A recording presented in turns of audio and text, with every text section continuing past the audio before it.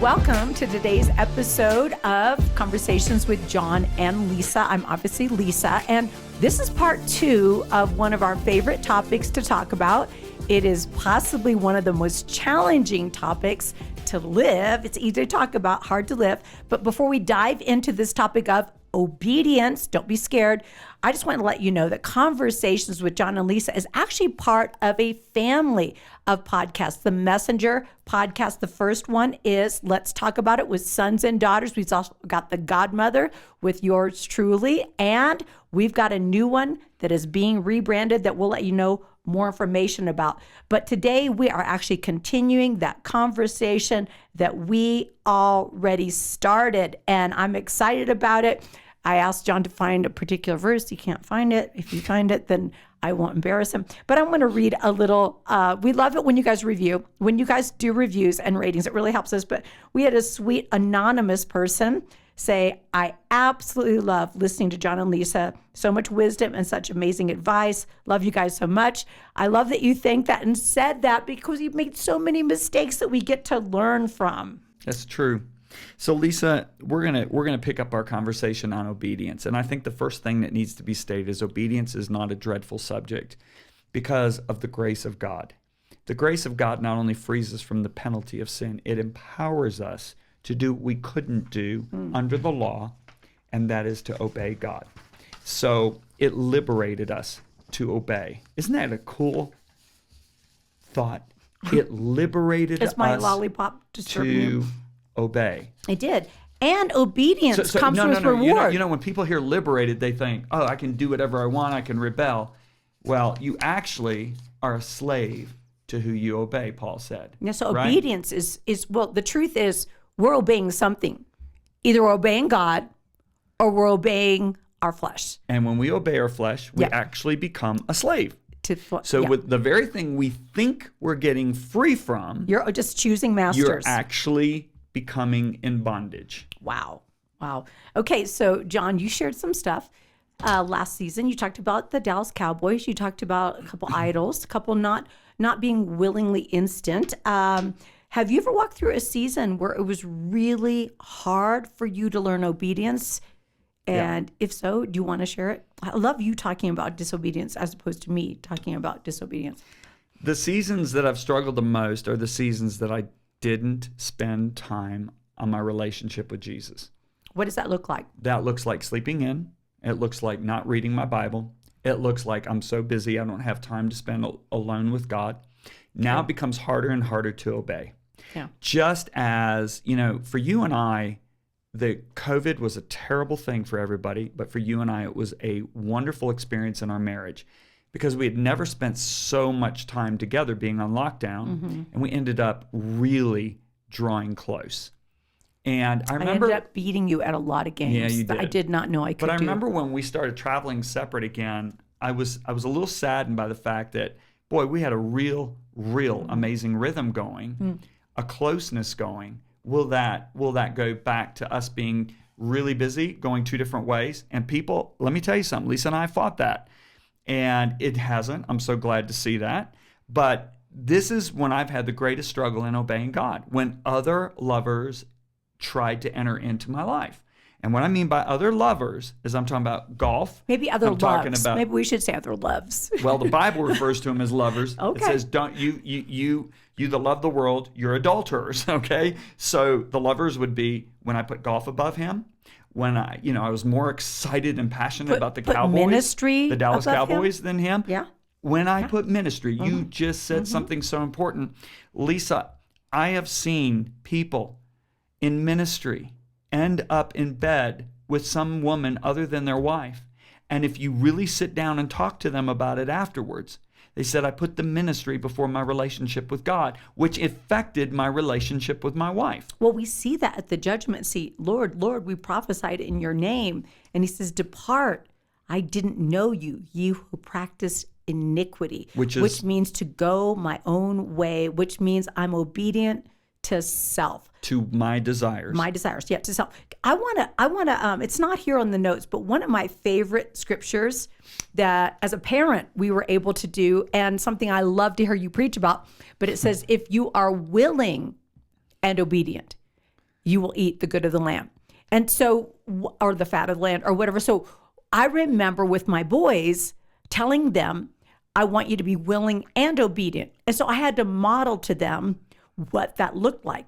And I said, you can, if I say, hey, if I want you to do such and such. And if you do it with a bad attitude, you're doing it, but you're going to lose some of your reward of eating the good, of having joy, of feeling the benefit of that, of disciplining your soul. And you would talk about preaching about being willing is your attitude, and obedient is your actions. And God does look at both our actions and our attitudes. Yeah.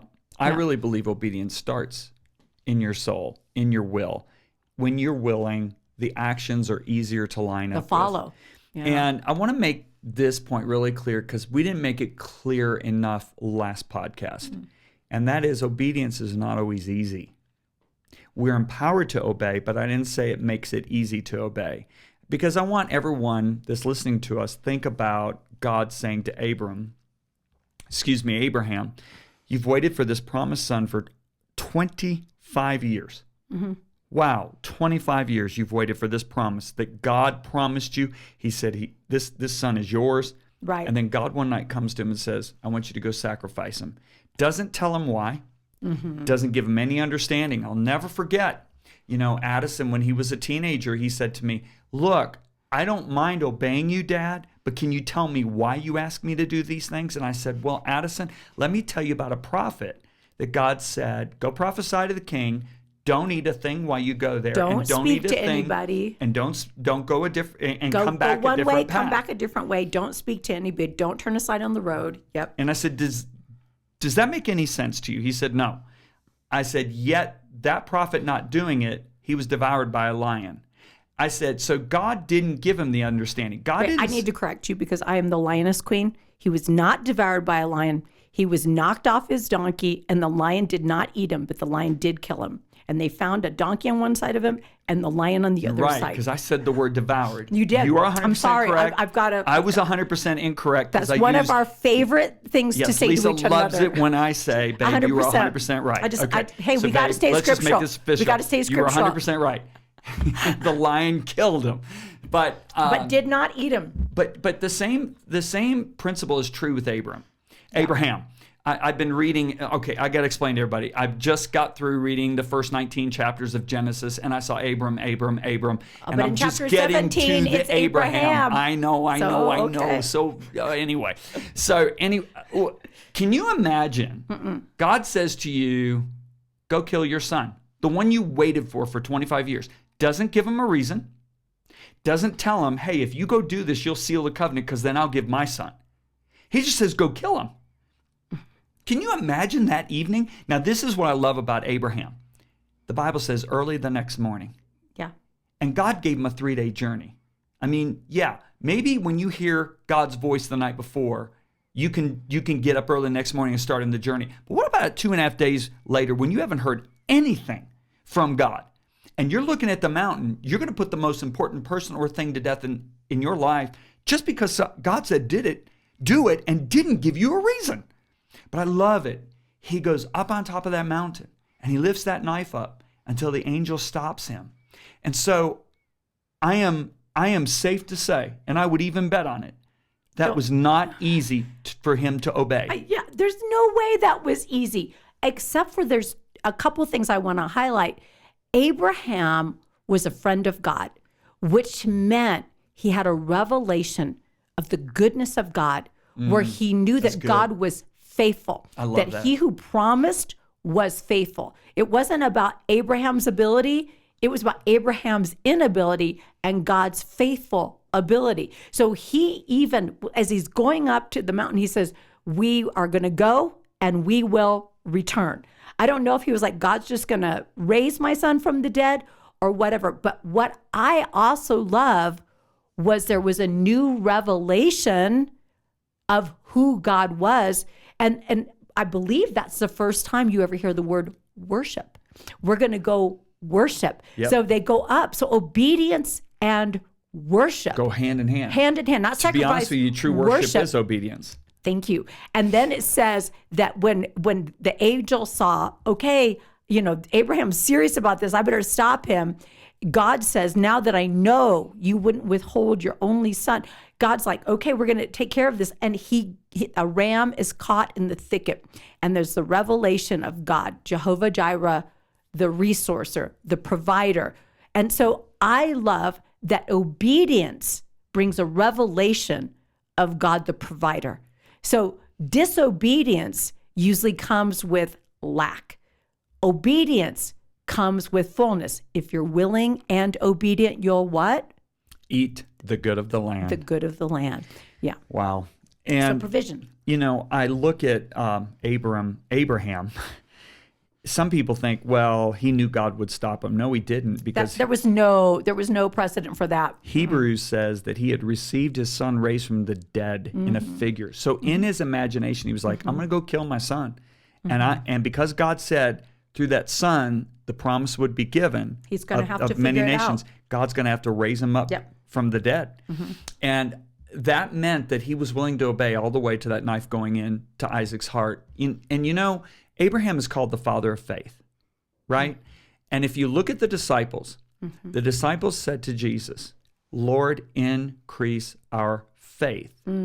When did they say that? Not when he healed the sick, not when he opened a blind eye, when he said, forgive your brother 7 times in a day if your brother wrongs you. That's when they cried out, we need greater faith. So what you're saying is obedience requires faith. Yes. So Jesus then tells him this story. He said, which of you having a servant plowing and tending will, when he comes in from the field, will say to him, sit down and eat? Will he rather not say to the servant, serve my meal and then you can eat? So what is Jesus saying? The whole reason that servant's out in the field and out there tending the sheep is to provide food for his master. Why would the servant not fully obey and bring the meal to the master? So what Jesus is saying is, when you obey me and you obey me to completion, you get the reward. Now you get to eat. And Lisa, something I've learned is that the greatest reward of obedience is stronger faith.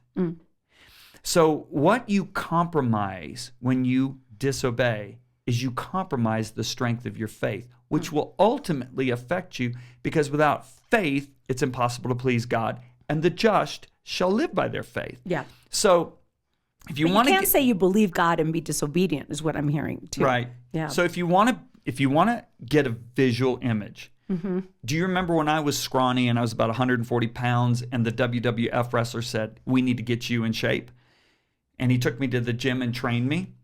And I'll never forget the day that his wife looked at me and said, you don't just have a weightlifting problem, you have a nutrition problem. Because you and I were so poor, all we ate was pasta every night. Yeah, we couldn't afford protein. We couldn't afford protein. So she said, you're going to have to buy protein powder at the very least. So I started putting protein in and I started lifting, and my muscles got to the point where at one point, Lisa, I was able to bench press over 300 pounds. You can't do that anymore. No, though, no way. I didn't really like you that big. Okay, but anyway, the point being is this. Get an image in your mind that when you choose to continually disobey God, what your faith muscles are going to look like is me at 140 pounds, scrawny, skinny, didn't have a lot of strength to do things. I couldn't even open up your makeup. You had to give it to the guy ahead of us on the plane. It was nail polish. I couldn't open it up because I wasn't strong enough. But then when I do. And then when I started lifting weights, I've never once not been able to open up your nail polish. And I've been able to do a lot of things because of the strength. So it's so crucial. You end up hurting yourself by disobeying God's word because your faith diminishes. Well, and I want to go back to this dynamic of a relationship. God is our Father. Right. And we are his children. And children, so we relate to God the Father. He relates to us as children. And children, it doesn't always mean it's pleasurable or fun to be obedient, but it's always safer to be obedient. And beneficial. Right, because your parents aren't telling you something that's going to hurt you. They're actually either developing a strength in your life, protecting you from a weakness or danger or something like that. And, my mom used to always insert me into this one particular parable, which I don't even know how she knew about it. But anyway, she was like, there's two kids and one says, I'm not doing it. And then they go and do it. And then there's another that says, okay, Mom, and doesn't do it. And she said, I know you will always throw a fit, Lisa, but you will always end up obeying, which made me mad. And I had all these moments of declaration of independence, because what is my Goliath? I don't want my choices taken away. But ultimately, obedience is going to win. So the truth is, I had to learn to shorten that gap between the I won't do it to just doing it. And obedience isn't necessarily a fun thing. I want to share a time with everybody out there, because all of yours are really sweet, like Christianese, disobedience. Oh, but no, they thank are. you, They're beautiful. Christianese. No, I mean it. They're like, I didn't fast. I didn't pray. I didn't intercede. I remember. I remember actually having a relationship, a friendship, and God told me. He said, this is not a healthy relationship. This is not healthy for you. This is not healthy for your friend. This is unhealthy. And I said, no, God, I don't have any friends if I don't have this friendship. I don't want to give it up. I'll just try harder. I'll look at this. I'll do that. And Yeah, you guys were really close. Yeah. I remember this. And all I can say now is, if I had just not thrown the fit, if I had just been obedient at the beginday, because what happens is, if God tells you that he wants you to himself in a certain area, if he is saying, hey, you're out there, you're listening to me, and he's like, you can have that friendship, but you can't have that friendship and have what I have for you. And that's basically what he said to me. You have to choose, Lisa. You can have what I have for you, or you can have that friendship. And I said, I think I can work it out where I can have both. I feel like I can have both. And it caused me so much heartache because I mishandled it. And some of you are out there and you're thinking, I don't know. There's things that God tells John and I that we can't do, that he won't necessarily tell you can't do. But you have to be obedient. And so when I had a relationship like that, I had to let go of it. And I count myself just as guilty in that situation. But it went sour, and it went sour bad. And I lost something that probably could have been preserved in a different manner had I not been disobedient. So always remember this, everyone, as we close. You can choose to disobey, and God will not force you to obey him. And he'll still love you. He'll still love you, but there is a huge price to pay later. Yeah. And if you obey, even when it hurts, even when you don't understand, there's a huge harvest of blessing later. And if I could only tell all the stories that we've seen in 35, 40 years of ministry walking with Jesus, of the people that thought they could blatantly disobey, and they liked them getting the benefit, and they thought they could endure the consequences. If I interviewed every one of them to this very day, they would say the greatest mistake I made was disobeying God. And because they've paid dearly. And it's not God didn't make them pay. Yeah. No, God. If your mother tells you don't put your hand in the gas stove fire, and you disobey her, and you put the hand in the gas stove fire, your mother did not burn your hand. No, you You made a are choice. reaping the consequences of your choice. God never, ever punishes his kids with that kind of evil or suffering. No, he actually says, I set before you life, death, blessing, cursing. And then he says, choose life. He's like, this is going to be the better pathway. Yep. This is going to be the better track for you. Well, John, I feel like we could do 18 more of these. I keep thinking now of all these other instances that we did, but we are out of time. But I want to just thank you. Thank you for tuning in. And I want you to know, if you've listened and you thought about areas in your life that you now feel like maybe I am not being obedient, that's Holy Spirit talking to you. Go ahead, be courageous, get alone with God, and just ask him, God, reveal the places where I am walking in disobedience or partial obedience, because you and I both know partial obedience is actually disobedience. In the meantime, we'd love you to rate, review, and subscribe to the show. When you do that, it actually helps us get the show out further.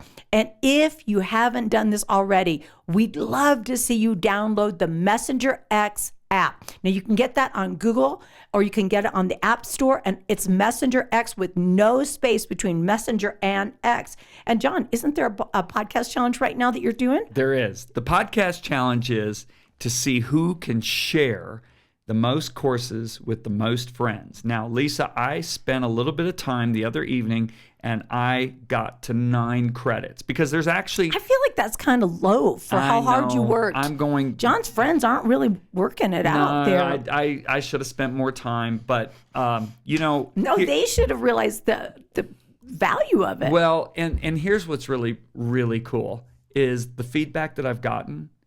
They've been so grateful. And so just think, you're taking a little bit of time on your end, but you really may see somebody's life changed. Yeah, and if you're not sure what we're talking about, let's say you thought, man, I want to get some relationship tools. You can go into the Messenger X app. You can go to this whole area on relationship, download Chip Judge's a relationship. I can't remember exactly what the course is called, but download that. And then you're thinking, wait a minute, as you're watching your thing, I know some other couples that would love to go through this, or a girlfriend who would love to go through this. You just share it with them. That's all you have to do. Share it by text, share it to people. How hard is that? But don't just throw it their way. Say, hey, do you want to go through this together with me? With me. Absolutely. We call it the monthly double. Find 2 friends Yep. and go through a course on this particular month, which we're in May right now. Yeah. We're almost in June. So just, hey, start setting a goal that every month you find 2 friends. Or every and send 6 them a weeks, course. whenever you're done with the course. Yeah. And one that's really cool is Moms of Men. That's Lisa and Havla Cunnington. They're talking about raising 4 sons each. And we have my boys on there talking Yep. about navigating brotherhood, navigating sexuality, navigating adolescence, what that was like for them. And then we got Dr. Axe and Jordan Rubin talking about healthy living. Now, these are courses that people at one time paid a lot of money for, but in our recent times, we decided we want to make them free and available to everybody. That's why you can share. It doesn't cost your friends anything. So again, exciting. Messenger X, and if you want to just do it on a computer, just type in messengerx.com in your what do you call Browser. it? In your browser. Mm-hmm. Yeah. So until next time, this has been Conversations with John and Lisa, who Lisa is 100% correct. Thanks for listening to Conversations with John and Lisa. Let us know your thoughts by leaving a review. You can subscribe and share these episodes through Apple Podcasts, Spotify, or wherever you get your podcasts. And while you're there, be sure to check out our other shows in the Messenger Podcast Network, including The Godmother with Lisa Bevere, Let's Talk About It with Sons and Daughters, and the Messenger Podcast. You can also connect with John and Lisa through Facebook, Instagram, and Twitter. And don't forget, you can download the Messenger X app today in the App Store. Until next time.